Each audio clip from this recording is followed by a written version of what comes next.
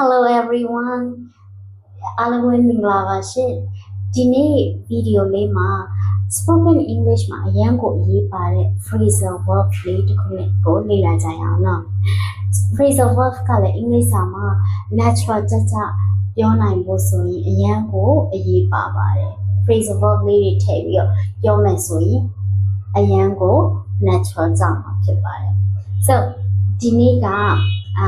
run out of ဆိုတဲ့ဟာလေးနဲ့လေ့လာမယ်နော် phrasal verb run out of ဆိုတာကကျတော့ use up the total supply ကုန်သွားတာပေါ့ဘာမှလို့ပြောရင်ကုန်သွားတာအဲ့တော့ example လေးနဲ့ကြည့်ကြအောင်ပို့ရှင်းတော့ the printer won't work it's run out of paper the printer အလုံးမလုပ်တော့ဘူးဘာလို့လဲဆိုရင်စာရွက်မရှိတော့စာရွက်ကုန်သွားပြီ okay another example ဆိုရင် I didn't finish the exam because it's ran out of time ငါဆောင်ဝဲဖြေလို့မပြီးခဲ့ဘူးဘာဖြစ်လို့လဲဆိုတော့အချိန်ကုန်သွားလို့အချိန်မလောက်လို့ so ဒီဟာလေးက